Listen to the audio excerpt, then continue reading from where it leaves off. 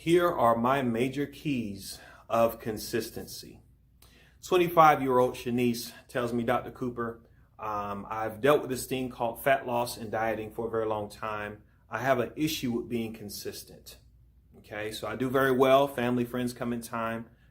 There's life events that happen, and I always end up falling off of my goal.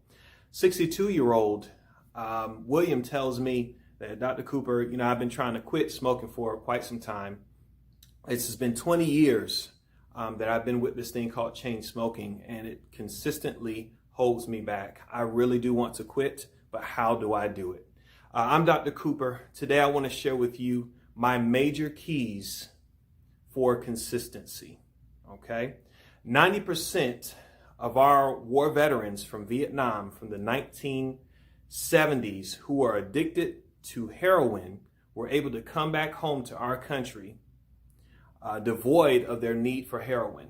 Meaning 90% of these addicts were able to come home and leave heroin behind. What we find is that most of your wildest inconsistencies have more to do with your attitude and your proximity. Okay? So here it is. Set fewer goals.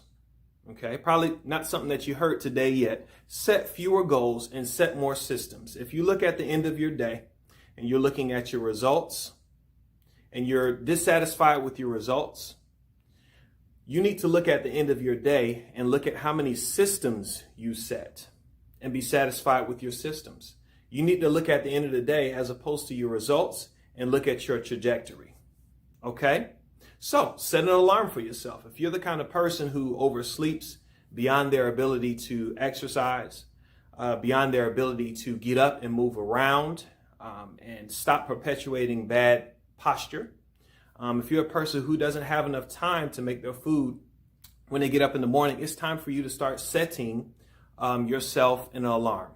The next thing, set an accountability partner or partners. How many people are you telling about your goals to not smoke anymore, about your goals to have a more efficient diet, about your goals to have a better posture and better lifestyle? Set up a meal plan or a meal prep. Okay? Most of us do know it's not the right time to go shopping when you're hungry. I'll submit to you even further. It's not the right time to eat when you're in a hurry. Ultimately, we make very poor decisions when we're looking for convenience and timing. So how do you beat that? You beat it by making a plan, a proactive plan for meal prep or meal planning. Next is identify yourself, your true self. You are not a chronic smoker. You are a non-smoker who has a consistency to smoke. You are consistent. You have a consistent diet, but sometimes you do fail. So identify yourself correctly. I'm going to give you 4 steps to building a qualified atomic habit. Here it is. Number 1, make it obvious. How many times do we fail goals because we simply just forget? And it's not obvious to us in our day-to-day routine.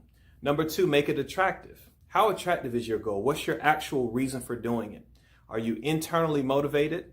Or are you externally motivated, allowing others to tell you what your goal is and how to meet your goal? Make it rewarding. How rewarding is it? What do you look forward to once you've met your goal?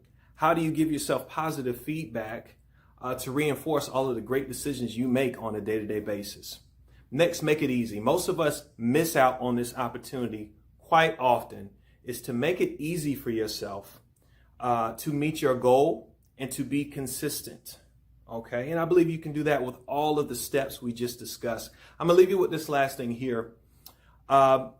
Self-control is about your environment and strategic allocation of attention. Self-control is about environment and your strategic allocation of attention. Listen, I wanna help you out with your goals. I wanna help you meet every health goal that you have. I'm Dr. Cooper.